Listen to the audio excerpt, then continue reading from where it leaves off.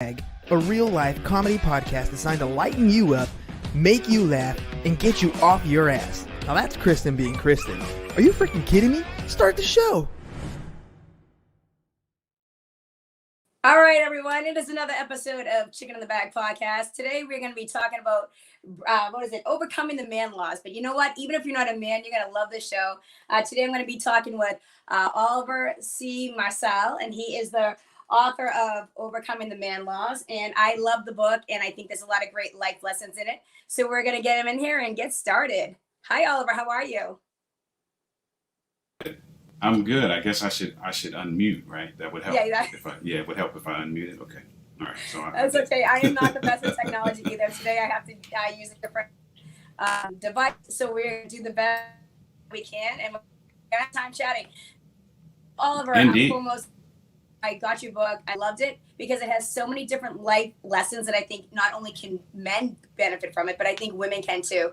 And I'm a big believer of authenticity, accountability, and a lot of that stuff. So let's talk a little bit about you. Who's Oliver Marcel, and where did you grow up, and a little bit about your backstory? Wow. Okay. So who's Oliver Marcel in a nutshell? I am a learner. A self-proclaimed learner. I wasn't always that, but grew up in inner city Baltimore, born and raised to Caribbean parents, but born here. And just everything that you could think of, those of you who are familiar with Baltimore, or those who aren't familiar with Baltimore, their only point of reference is probably The Wire, which was a show that was on HBO. Yep. And so there is a component of that is 100% authentic. That's not the entire city, but there is a component of that is authentic. And so where I grew up, I did see pieces of that kind of activity. Because of who my parents were, I also saw another side, however, because my parents were people of faith. They went to church. They tried to put us in quote unquote good schools. And so I did get that balance.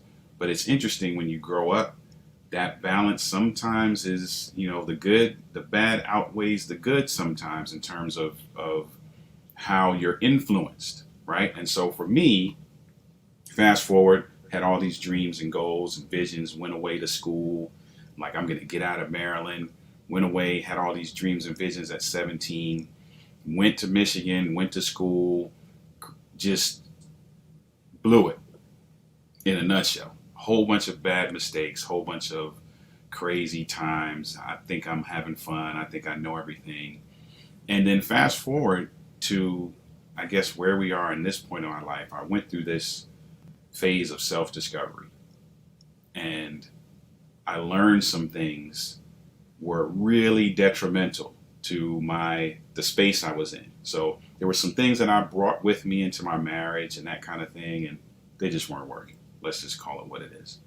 And then went through this phase of self-discovery where I realized some things, and that's where the book was birthed out of. That journey of self-discovery, of me learning some things about myself, learning some things that would help me be a better person, let alone a better husband and father. So me in a nutshell, a learner.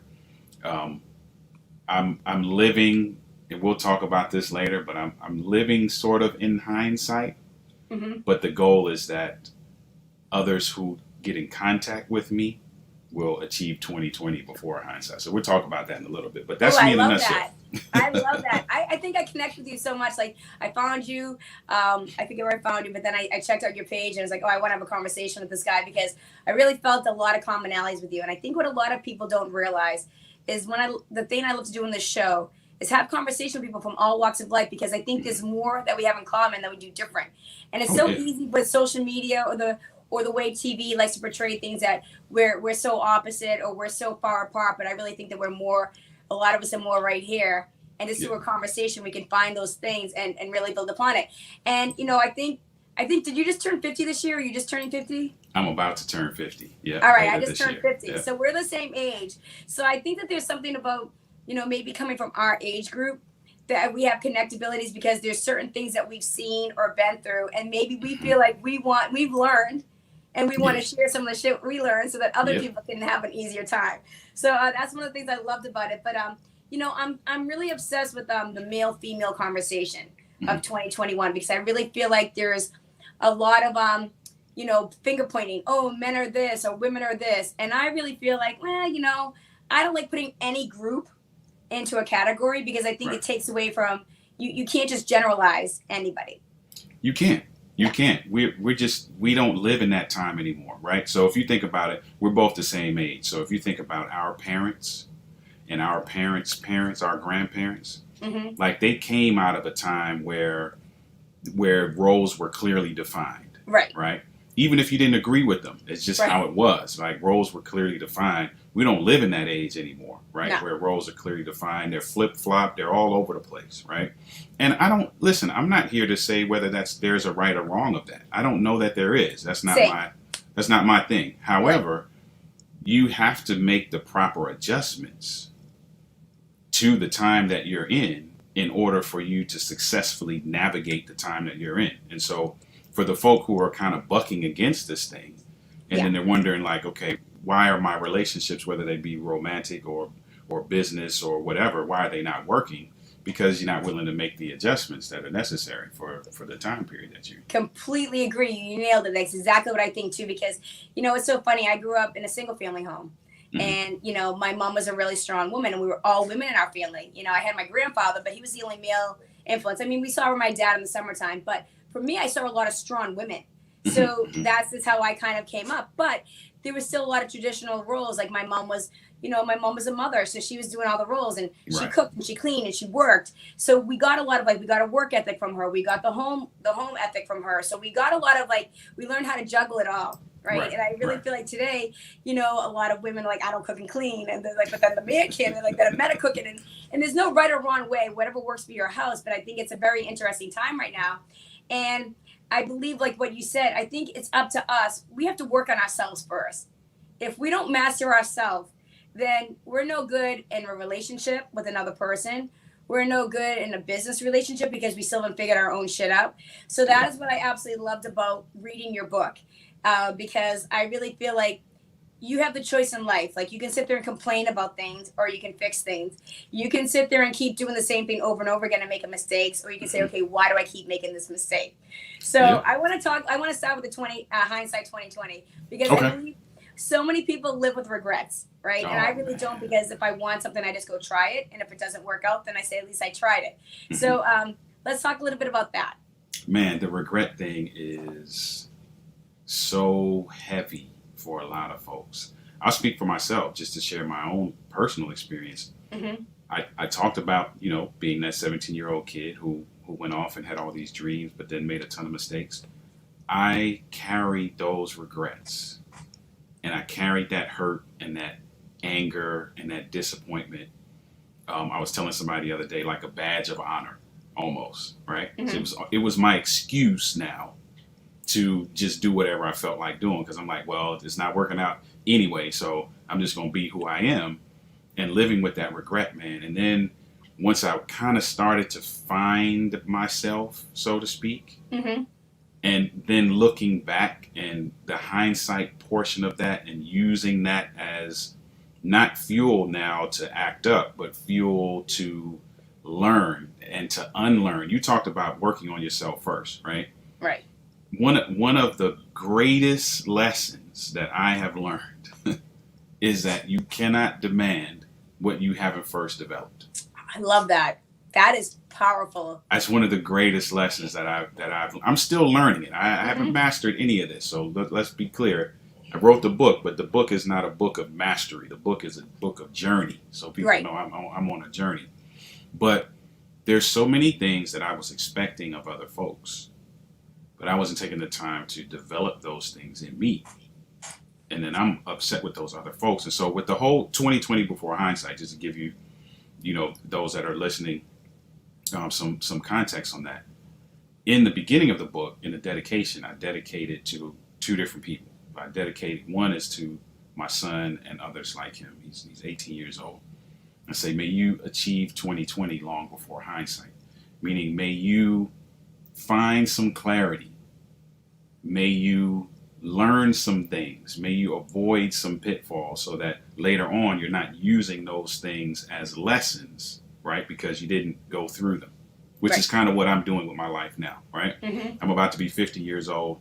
There are some mistakes that I've made. I'll be quite honest. There's some mistakes that I've made that I'm still paying residuals on today. Yeah, I think a lot of us can relate to that. 100% Oliver. Right. Yeah. You know what I mean? And so for me, the goal with the 2020 before hindsight is, and I'll use this analogy to explain what my passion is. I used to always tell my kids, hey, the reason why I share the things I share with you is that, think of it like this. If I walk outside right now and I make a left turn and I fall into a hole, I'm going to come back once I get out of that hole. I'm going to come back and tell you, hey, when you leave the house, go right. And the reason, and I may tell you the reason why. We may have a conversation about it. We may not.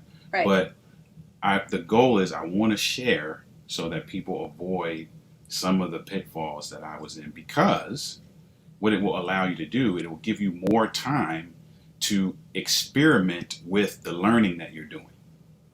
So true. I that is so great, because I think that's what so many people don't realize. Like, a lot of times, when we're young, we know it all, and you're in such a rush to be the big person. You're in such a rush to grow up. And I look at all these kids on social media right now, and they're all trying to be so big, right? And I'm like, just enjoy that phase, because you have that one time in your life to just make mistakes and figure things out and taste things and just be free and be a kid. Right. Don't rush to be an adult, because when you're an adult, you're going to be there for the rest of your damn life. And it's They so don't understand it. if you don't make good choices when you're a young person, you're going to have to pay for those consequences. So I always say, it's okay, you're going to make mistakes. Just don't make a mistake that ruins the rest of your life. That's what I try to tell young people. Right. Don't make a mistake that's going to ruin the rest of your life, and don't make a mistake that you don't want to continue to pay. You don't want to pay monthly payments on, right? So you don't want to continue to have residual. Like I'm telling you, there are some things, some financial decisions, some academic decisions, some relational decisions, both business and personal, that still follow me. Yeah. And so you got to think about that when you're crafting strategy. I tell the couples that I work with, when you're crafting strategy, think about the end game. Yeah.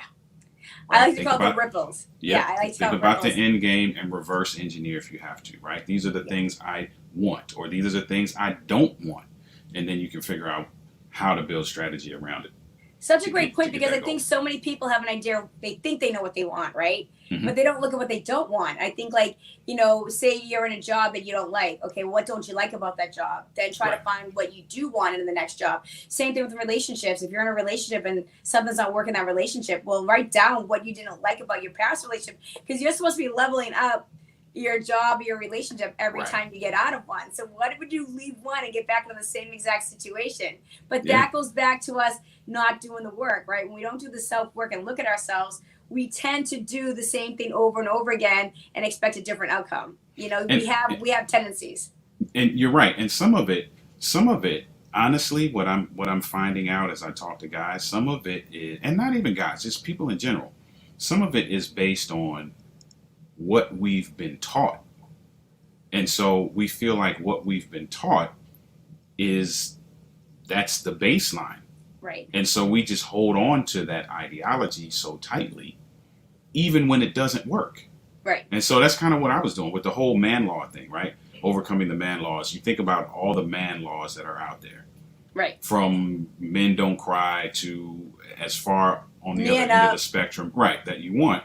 Right. Those things were taught, right, as components, almost the fabric of a man, if you will, the fabric that makes up a man. And so there's so many people who hold on to that ideology because that's what they were taught. That's what they believe. So when it doesn't work, it's not me that's the problem. It's you that's the problem. Because what I was taught is right. And they don't realize, wait a minute, there's some adjustments maybe that I need to make in order for this scenario to work in my favor. And that was me. It wasn't until into my marriage and into some disappointments and into some scenarios that I didn't want to find myself in, and I was like, wait a minute, maybe it is me. Like, Oh my that moment God, of wait. self-discovery, like, wait a minute, I've been Wait, trying to are get you saying everybody else to do something. accountability? Are you saying Right. accountability, Oliver? That is a crazy word. You're not That's a allowed to use crazy that word. nowadays. Yeah. Yep. And so that was me, man. And so some of what I do as it relates to talking to people is getting them to understand that those adjustments that you make are not a threat to your authenticity. Because especially for us as guys, and you could tell me how you give me the female perspective, but as guys, like what we are, like we just don't want anybody to mess with that. Like, Right. I don't want you to change me. I don't want you, I feel like you're trying to make me into something that I'm not, right? And it's not that. It's about making tweaks that allow your scenario to work in your favor. You're strategizing.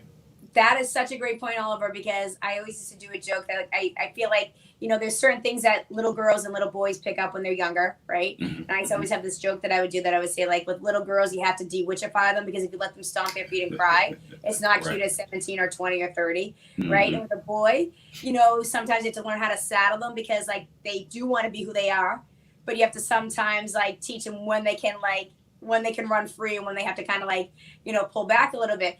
But that's a great point that you say about tweaking, because I think that goes back to, like, you have to know yourself, right? And there's going to be times you have to kind of be like, pull yourself back. But when it goes to changing people, if you're going to be in a relationship, I say this to people all the time. If you're going to be in a relationship with somebody and you think you're going to change them, you're not. And if you want to change them, then it's not the person for you, and just keep moving on. Right. Yeah. Because if you have to change who you are, then there's some other underlying things that need to be looked at. Right.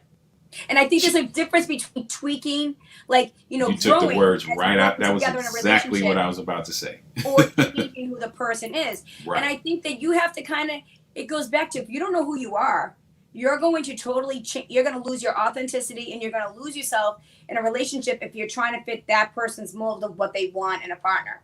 Yep. And I think the same thing with business. Like, if you don't know who you are and you're trying to get into a certain group or a certain groove or get approval, you're going to chip away at yourself, and you're going to be really confused and lost halfway in. Indeed. And that's why one of the chapters that I wrote is on authenticity. And the question that's asked, so there's a question that's asked before every chapter. Yeah. And the question that's asked before the authenticity chapter, and I'm paraphrasing, it might not be word for word, but it's basically, can I do all of these things? It's the last chapter. So can I do all of these things that I've learned throughout this book and still be myself? Because that's the question I get from guys all the time. Like, you talking about this, you talking about trust, you talking about relationships, you talking about mental stamina, you talking about faith, you talking about respect, and all of these adjustments and tweaks that you make come down to the end of it. Like, am I still going to be me? And the answer is yes.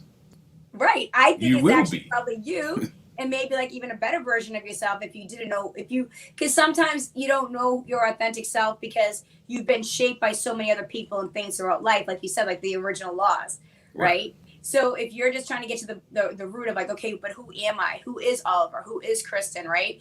And you go, well, wait, I want to be more honest. Okay, because honesty, like that's the thing that a lot of people have a problem with. I'm a big believer of, like, one of the things I loved about your book is, truth, authenticity, respect. Those are so big for me personally, and I don't really think they're as common for a lot of people today. I think we teach the opposite. It's like, oh, do this and just get the accolades or get the likes or get the pat on the shoulder. And we give people the pat on the shoulder for the wrong reasons nowadays. So like, well, why would I want to be trustworthy? Why would I want to be authentic? Why would I want to be real? Like, real doesn't get you like the accolades as fast sometimes. So you're right. Yeah, and I love authenticity because I think it's so important. And I really think we say authentic, like we throw the word around, like there's these buzzwords we throw around on social media, but I don't really think a lot of people really know what the root of authenticity, like, or they have the guts to really go through it. You're right, because what it does, right? Here's what we do in society. When we talk about authenticity, you hear that phrase, keeping it real, right? So we look at authenticity from that aspect where I'm just going to be me. I'm keeping it real. Authenticity, true authenticity forces you to look at yourself. You have to look inward because you have to make some determinations. You have to determine, who am I? What do I believe? What do I stand for? And how am I going to use that to help somebody else? Right? I love that. Yeah, I totally agree with you. Other than in opposition to the other spectrum, which is to keep it real, I'm just going to be rah, rah, rah, and you're going to take me as I am. Okay, that's cool. But when you get behind closed doors, you still got to fight with, who are you? What do you believe? What do you stand for? How are you going to use that to help somebody else? You know, what's so important with those three things you just said, Oliver, is that, you know, I think a lot of people say like, oh, you know, love me or leave me, or I'm just being real. But that is so true, because a lot of the people that will say that, when they're in a group setting, a lot of times they won't really be who they really are, because if it's frowned upon, they really still want the validation sometimes. So they will kind of bend a little bit. So are you really, and that's what I think is the hardest thing about in today's society. There's so much societal pressure with social media and everybody see everything you say, think, or do. A lot of people lose their authenticity because it might not be as a popular point of view, or people that you know you hang out with might be like, oh, you don't think that way, and there's such a need to be validated or fit in. A lot of people are giving away their authenticity. That's you right. Have to be brave. You do. Oh, that's a great word. I love it. That's it. Yeah. You got to be brave. Yeah, because you're trying to say, no, this is what I believe, and this is how I feel, and this is how I like to live, because this is what makes me happy. But a lot of people, like, they quit. A lot of times, if you really know yourself authentically, you're really strong in your convictions of who you are. And a lot of people they're all just trying to figure it out. So when you get to that level, they kind of don't understand how you can just be so like, yeah, this, you know, you're so comfortable in your own skin sometimes. And it kind of freaks them out a little bit, because they're like, whoa, how come I don't understand that or feel that, you know? And I don't think they really want to look in the mirror. Like my mom used to always say to us, you have to make choices in life, and, you know, you're going to make right ones and wrong ones. But the day you look in the mirror, you don't like who looks back at you, then you know you made a wrong one. So that always stuck with me. Yeah. So I always try to say to people, you got to like who looks back at you. You don't have to worry about if Oliver or Susie or Bobby likes you, but do you like you? I love it. That's the question. Yeah. I love it. I'm having some camera issues over here. Let me, I said I'm having some camera issues over here. Something's going on with my screen. Well, you look fine to me, so I think it's okay here. Another thing I want to talk about is the road less traveled. I mean, I'm a huge believer of taking the road that works for you. And I always feel like there's too much traffic this way, so why don't you take a couple left and rights, or take the longer route? What made you want to talk about that in your book? Because I think it's such a problem with people in today's world. They want the quick hit. Man, the thing about it, right, for me, and for those people who know me, right, those who are being introduced to me now, I am very, or have become very transparent about my experience, right? And so a lot of what I talk about, you could probably put some money on it that he's talking from experience. And for me, initially, right, I was that kind of person who I grew up with parents who were big proponents of the road less traveled, right? Because for them, if there was some spiritual connotation behind it, and you got to be kind of peculiar in a sense and stand out and not follow the crowd and that kind of thing. And so I grew up with that ideology on one shoulder, right? But then when getting to college, living on my own, doing my own thing, on the other shoulder, I'm also being influenced by folk who are getting things very quickly and possibly the wrong way, right? Yep. And so that's appealing because it's fast.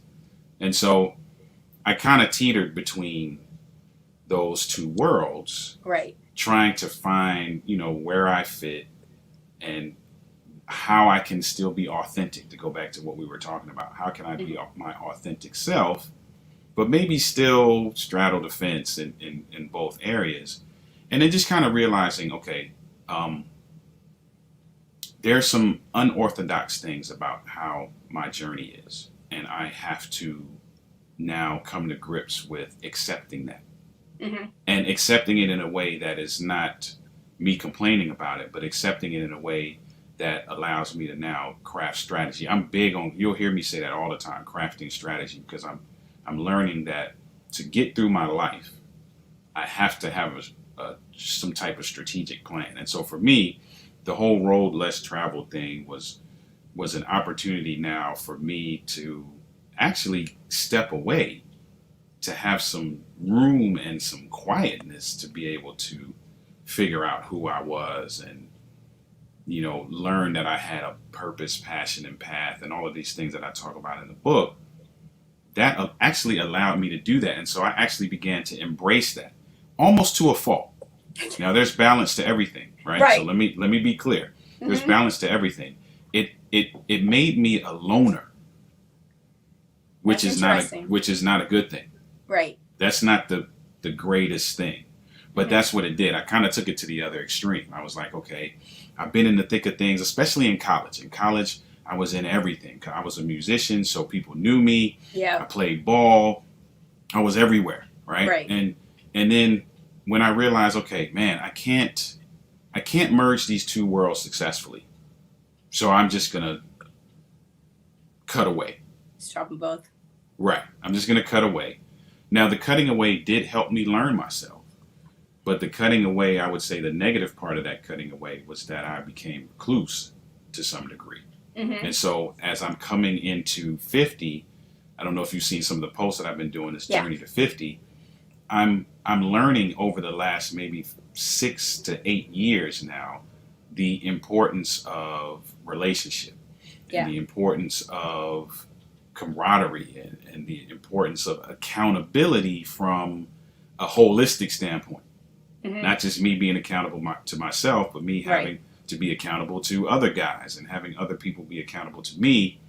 And now I'm starting to find that balance in the last, 8 to 10 years or so, that balance between the road less traveled being something that is beneficial to me and not something that makes me, shy away from people. No, that's so true, because it is hard, because sometimes you go on these different, when you're on a self-discovery journey, or you start taking in information or just exploring different paths, right? You kind of I'm the type of person that kind of gets hyper focused on certain things too, like I think that's something about being a curious person or a learner. You like to seek information, and then you sometimes will get immersed in the information, or you might get into a specific journey that you're working on, or kind of really learning something, and you kind of get into it. So I think that's part of it. But I think also when it comes to, following the road less traveled, sometimes it can be a little bit of a lonely road sometimes. So I think I can understand how you can get kind of like reclusive in a way, because now you're not doing what a lot of other people are doing, and when you're not doing what everybody else likes you to do, then they don't like that. Then you have to constantly be answering questions or defending what you're doing. So sometimes it makes you pull back a little bit, and then once you get like, okay, now I know what I'm doing, you can kind of get back in there, because now you can fight all that, or you can answer the questions, or you're more confident in where you're at on your journey, and then you're like, it's fine. Like that, I had to go through that, like parenting. Especially relationships and parenting. There's all that pressure from other people. Like, everybody wants to know what's going on in your relationship. They always want to infiltrate with their little mouths or their opinions, right? Or, parents are so judgmental and competitive with each other. And if your child does things differently, or you do things differently in your home, a lot of times people are just like, well, why do you, and you have to constantly. So if you're not comfortable fighting for what you believe in, a lot of times you will just pull back. So I don't even want to have to answer these questions, So I think that can happen.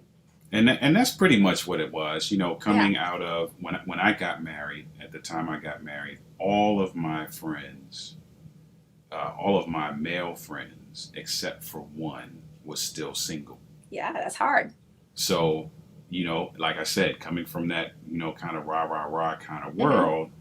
And now moving into this other world and realizing, man, I was trying my hardest to make the two mesh. They just weren't, right?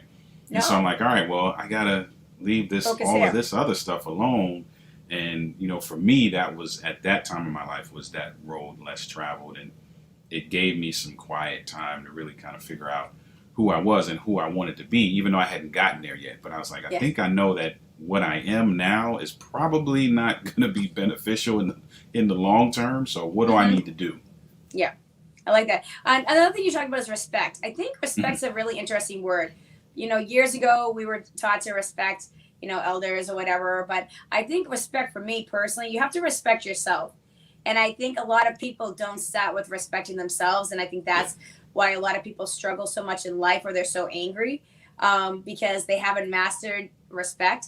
What was one of the things that what is one of the things for respect for you that you think is so important? Is it something that you, and that goes back to what you said earlier, you can't demand something Hmm. if you haven't mastered it yourself.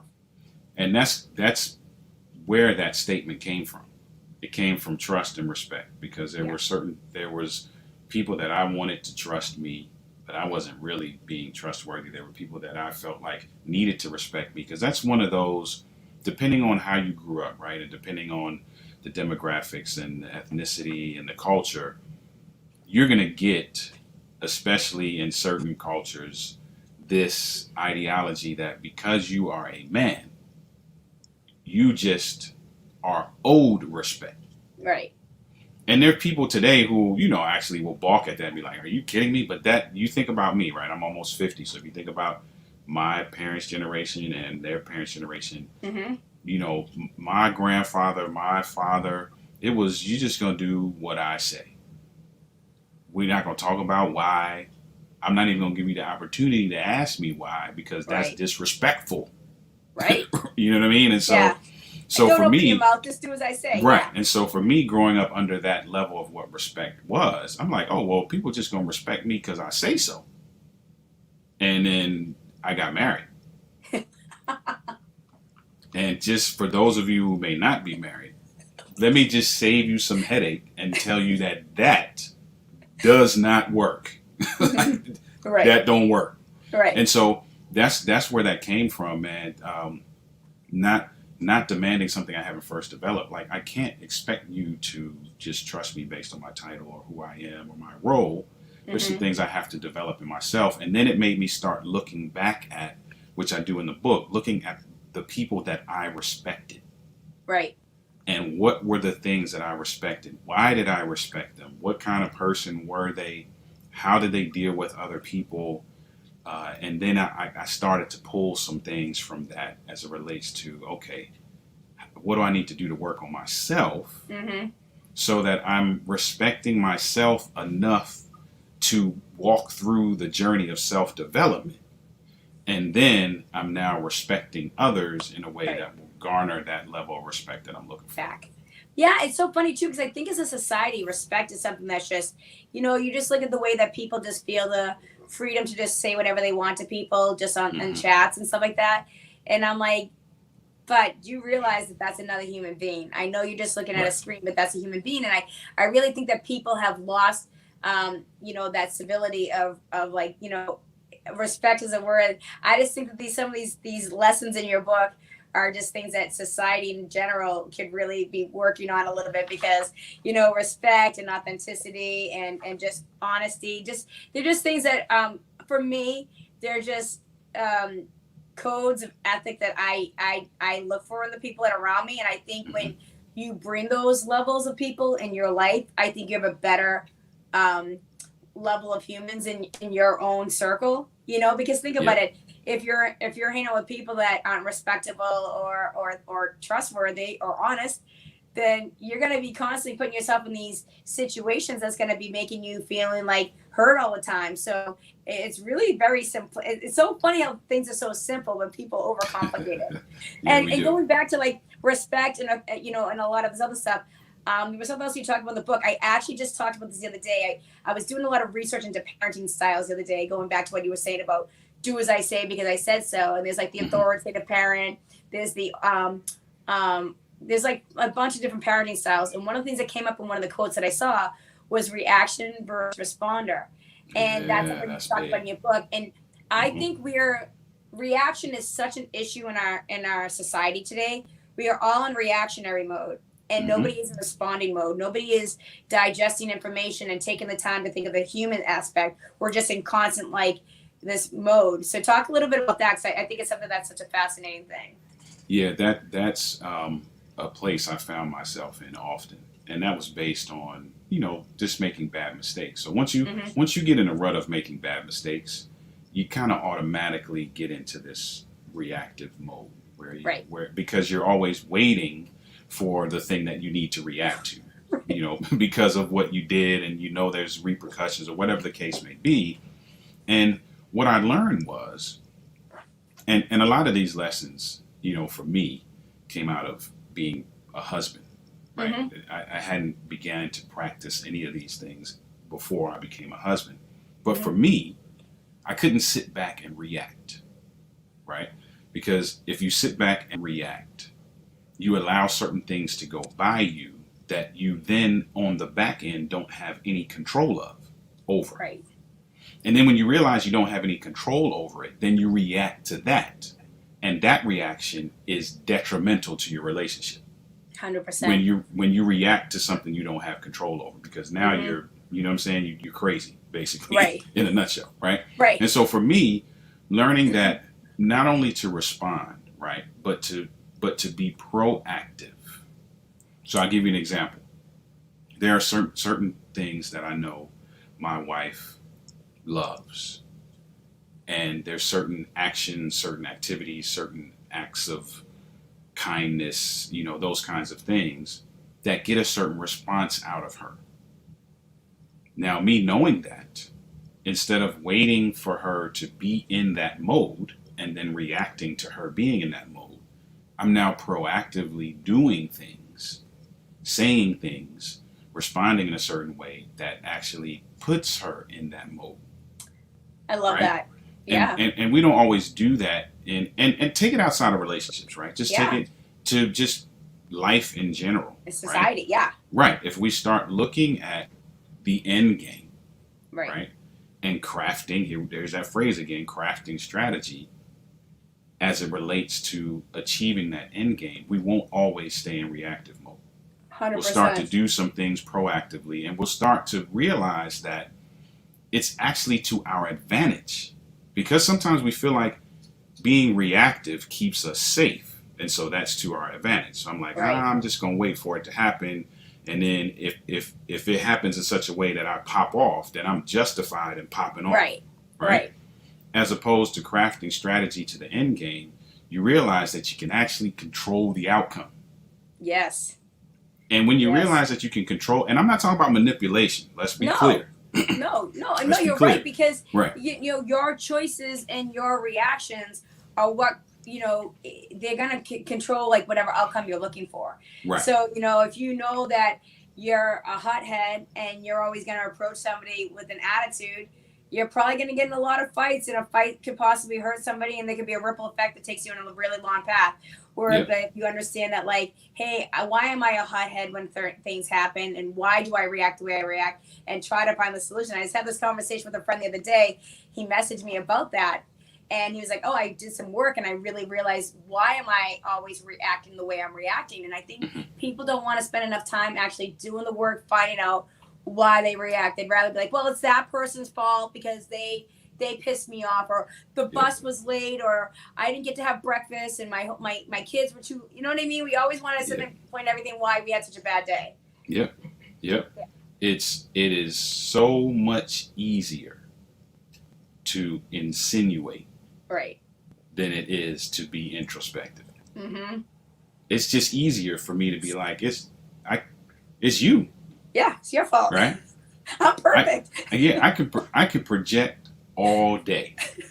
I could do that all day long. It's easy, right? But to actually be proactive takes some level of introspection. And really you does. gotta, going back to what we were talking about, right? Understanding who you are, what you believe, what's important to you, right? How are you going to use those things to help other folks? And so you got to do it. And so for me, that was a game changer for me. Between that and understanding the fact that I can't demand something I haven't developed, for me, that was a game changer. Yeah, I love that. I think that's so important. That. Yeah. So Oliver, through this process, I know that it probably helped you become a better father and a better husband. How did it improve your work life? Like just in general, what were some of the things that you noticed? Overcoming these man laws. What did you get out of it in your professional life besides your personal life? I didn't have to be an actor. So let me explain what I mean by that. Yeah, I want to hear that. Yeah. So when you hear a lot of people that talk about shape shifting as it relates to your workplace or let's say your culture, and your culture speaks, has a certain dialect, but when you get into another culture, you kind of have to shape shift and be who you need to be to fit into that, right? Right. So in the workspace, I knew I had to be a certain kind of person, especially in the work that I was doing at the time. So if I go back to college days and right after I got married, I was working with young people, specifically young people who were troubled. So they were in the juvenile system, or they were in the truancy system, or they were in the mental health system. So I was working in some really, interesting, I'll put it that way, environments. Yeah. Now, here I am. I have to be something for those folks. I have to be somewhat of a counselor. I have to be somewhat of an example. And when I tell you, I was living two completely different lives. The work person is, dependable, speaks well, and not that I wasn't intelligent, but I used it there because I had to show these young folk that there was something different other than their environment. Right. Not knowing that once I left that, I was pretty much living the same way they were. Right. I was just older. You know what I mean? So I had a little bit more control and a little bit more self-control. Learning these things, having this level of self-discovery, going back to what we were talking about with the authenticity, knowing and realizing who I am, what I stand for, what I believe, how is that going to help folk? Now I'm just the same person across the board. I love that. Right? So there's not a whole lot of shape shifting that has to go on. If I'm sitting with a group of Caucasian folks, I'm still Oliver. If I'm sitting with a group of African American folks, I'm still Oliver. Hispanics, I'm still Oliver. I'm still me, because the ideology that makes up the fabric of who I am as a person is universal. Because I'm now learning. I'm not, again, let's go back. Let's be clear. I haven't mastered this. It's a journey I'm on. Right. It's a journey I'm on. But I'm learning to be comfortable with what I've discovered about myself. That's awesome. And then the things that I discovered that I'm uncomfortable about, I am intentional about working on so that I can get them to that level of comfort. And so wherever you see me, you just you see me. That makes sense. At this point in life. Yeah, I think that's what it gets back to. Like, it's becoming comfortable in your own skin as who you are, not the skin that it's not being comfortable in what everybody expects you to be. And I think that it's just I just think it's such an important journey for people to take, because I feel like that's the key to happiness. You know what I mean? It's like, I think so many of us are unhappy or so angry or so confused or so lost because we're constantly trying to live by other people's visions, standards, or expectations. And it comes from your childhood. It comes from, it comes from the way you were brought up. It comes from your neighborhood. It comes from your friends. It comes from undue pressure from all these outside forces. So when you can learn to be like, whoa, don't care what you have to say. I'm worried about what I'm saying. And then you really master it. I mean, I think it's a game changer. And I think that's what's great. It is a game changer. And it sounds like through this process, one of the things I loved on on the things I saw on your Instagram page, there was a young man that wrote something amazing about like what you did for him as seeing somebody as a role model. Yeah. And I think it seems like that you've really found your passion and your purpose and your path. And do you want to just talk about that a little bit? Yeah, this was recent, man. I was making a transition, and so as it relates to business, and so this is a young man that I had kind of spent a lot of time around, I'd say. And here's what's crazy, right? if you read what he said, you would think that the time that I spent with him was time intentional mentoring. It was not. And that's what blew me away. Because the time that I spent with him, he worked with a group of individuals that I had worked with for years. And I would just go back there and just shoot the breeze with them for a little while.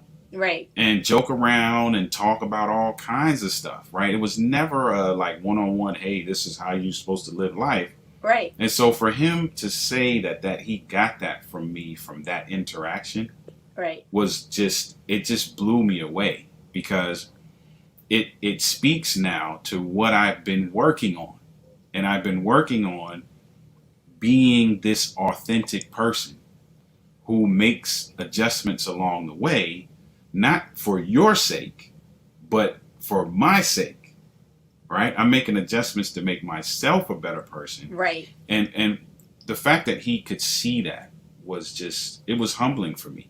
Yeah. Because I'm like, man, okay, the work that I'm actually doing on myself is actually paying off. Like, and it's you know, impacting. Yeah, it's paying off for me, and other people are seeing that as well. And we kind of, I'm telling you, when we get out of that cookie cutter mentality, right, you got to be this, you got to fit in this mold in order to be successful in this vein.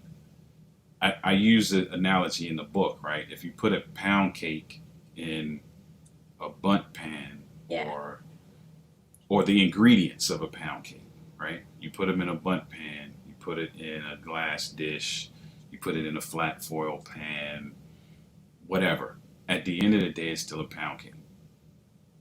Yeah. Why is it a pound cake? It's a pound cake because the core ingredients that are in a pound cake are in that dish, whatever it is, right? Yeah. It's not that we all got to be bundt cakes. You're right.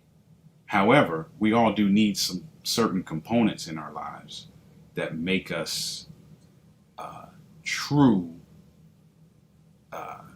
assets, if you will, to society. Oh, I love that. I totally agree with you on that, Oliver. Yeah. Finish your statement. Yeah, and well, I was just going to say, and me trying to be intentional about having those components in my life, it was really humbling and honestly phenomenal to hear somebody, a young person, say that he saw that and that it was beneficial to him. So yeah, that meant a lot to me. I agree with you. I think that's what so many people don't realize. I really feel like, I talk so much about impacting other people's lives and that we all have the opportunity to do it. And so many people think that you help people or you change people's lives by money or getting involved in some organization. And it's just as simple as listening to somebody once in a while, or at work, showing a little interest in somebody that maybe is younger or trying to find their way, or giving a little bit of advice, or hey, you can do it, or good for you, or great job on that. It's just the little things that can make such a huge difference in people's lives. And that's something that, happens to me all the time as a bartender. Over the years, there's been so many people that I, maybe DM'd after. I know a lot of my customers really well, and I might DM like, hey, is everything good with you? Like, what's up with you? Right. And it's amazing how they're like, wow, I can't believe that you cared, or enough to ask. And I think that's what people don't realize. We are all, on our journeys. We're all trying to figure ourselves out. And sometimes just encouraging another person makes that big difference. It seems just so little, but it makes a huge impact on them. It does. And it for me, right, it made me think about something I talk about early in the book, right? So I talk about this 4 framework process that I feel like every man or every person really should go through. And it's observation, training, feedback, and execution, right? And if you think about it, just in a nutshell, like if you think about going on a job, like so far, I use you for an example, right? You have a new bartender coming in, right? That bartender is going to observe you. They're not just going to be out there just making drinks willy-nilly on day one. They're going to observe you. Hey, this is how we do it. This is what we do. Just watch and learn. And then at some point, they're going to start the training process where they're making a drink or two. You're over their shoulder. You're like, hey, do this, pour that. No, that's too much. No, that's not enough. And then at some point, they're good. You're like, hey, you on your own. Knock this shift out on your own, right? And then you're going to give them some feedback. Hey, you know what? when you made that drink, it was a little bit too strong, or you made that drink, it was a little bit too weak, or you put too much ice in it, or whatever. And you go through that process, right? And that's a process that we should be taking as accountability partners, if you will, to other folks, taking people through that process. And so for him to say what he said to me, and he's not a coaching client. Right. Like, I have some coaching clients right. who could say that, but that's because we've been doing intentional work. He's not a coaching client. He's just somebody who has just hung around me. So just from that observation, it just made me feel good. Like, okay, all right. I'm doing the right thing. Keep doing what you're doing. This is the path. Keep doing I just want to touch on a couple last things before we wrap it up. I love the 4 things you just said, because I think for me, observation is how I learn. I love to observe other people, because I think when you can observe and just take things in, I think we spend too much time responding instead of observing, because observation is one of the greatest teachers that I've ever had. Especially on a new job. I always come in, I just sit back, I watch everybody, I figure out who everybody is. Everybody's got their characters. You know who they are if you just sit back and watch. And then I think feedback is such an important thing, and it's something that we've got away from as a society. Like, we've actually made it a bad thing, and I just think that that's so crazy, because you're not allowing an employee to become the best employee they can be. You're not allowing a person to become the best person they can be, because feedback is sometimes uncomfortable or hard to hear. Right. But improving, how do you improve if you're not getting critical feedback of how to get better? So I just think that that's so interesting. I just think that, I hope that people that have been listening to our show or watching today maybe got something out of this, because I really feel like, we are all our own people, and it's up to us to take the journey to want to be the best version of ourselves. No one's going to do the work for you. No one's going to pull your hand and say, hey, I think you could be really special, or I think that you need to really work on this skill set, because no one's going to tell you the truth, because God forbid we tell the truth anymore. Wow. You hit the nail on the head. You're right. Right? God forbid we tell the truth, because that's what it is, right? The reason why feedback is so shied away from now is because if you're not telling me I'm doing a great job, then you basically disrespecting me. So you can't tell me I'm not doing a good job, even though it might be for my good to get that feedback, so that I could make the necessary tweaks and adjustments so that I could be better at whatever it is. We just take offense. We get into reactive, just the same stuff we were talking about, right? And so, it's crucial, man. It is crucial, and I do hope that folk, this was a phenomenal conversation. So I'm sure somebody got something, out of it. But yeah, that's that is in a nutshell the journey that I have been on. Yeah. Of self-discovery. Right. Which is basically the word that kind of sums up what you just said just now. We got to go through this level of self-discovery, because yes, you can get a coach, you can get some folk to kind of guide you along the way, but a coach is only as good as how hard the person works. You can hire the greatest, most expensive coach on the planet, but if you don't work on the self-discovery piece, then you just threw your money away. That is such you know what I mean? No, you're right, Oliver. Because if you don't really want to do the work, that's I was saying that something. I had this conversation. I had some people in the other day, and one of the kids was playing a sport, and the parents were in there. They were flipping out. They they think that the coach just ruined his whatever. And I said, hey, listen, you're gonna have good coaches, and you're gonna have bad coaches, and you're gonna have people that are gonna not treat you the right way in life. But if it's something you're really passionate about, you're going to have to dig deep and decide that you're willing to take those coaches that hit you over the head or are not appropriate or don't belong in coaching, and if you don't want to do that, then you're not going to, that's the thing that you have to kind of realize. So either you're going to have to dig deep and decide you want to improve yourself. You have to decide if you really want to improve yourself. And if you do, then you'll do the work. And if you don't, then you won't, and you can just keep sitting there and blaming everybody else for why your life's a mess and nothing works out for you. You can play the blame game if you want. You're right. I'll give everybody listening a free piece of advice as it relates to looking for coaches. Okay. Right? If a coach is not pushing you if you're not uncomfortable, and when I say uncomfortable, I'm not talking about he or she is creepy. That's not what I'm talking about. Right. If you're not uncomfortable in the sense that you walk away from those sessions like, man, can I even do that? Like, that's outside of what I normally do. Or if you're not being challenged, then you're not with the right person. I love that. Hands down. That's such a great point. The right coach is going to poke at you, because what they're trying to do is get you to look at yourself. And they're trying to get you to have those moments of self-discovery and self-actualization that will then put you in the frame of mind to be intentional about doing the work that they're pushing you to do. I love that. That's such a great point. You know, I love that, Oliver. I've really enjoyed our conversation. Thank you so much for joining us. Man, thank you. It was my pleasure. Okay, and if anybody wants to, his information's been on the bottom of the screen, and you can get this book on Amazon, right? Yep, you can get it on Amazon. You can also, if you go to Instagram, either the Instagram on the bottom of the screen, which is the OC Marcel, or the one beside my name, and click on the link in the bio. That is the easiest way to get to everything. Okay. All the information and everything else. All right. Well, thank you so much, Oliver. Have a great day. And everybody, thank you. I will be off next week. I'll be away, but I will be back the week after that with another show. So thanks so much for joining us, and have a great week, everybody, and keep doing that work. This episode of Chicken in a Bag is over. She's got to get back to being a mom, wife, bartender, therapist, comedian, you know, real life stuff. But you can catch more episodes of Kristen being Kristen on YouTube. Don't forget to subscribe. Catch you next time.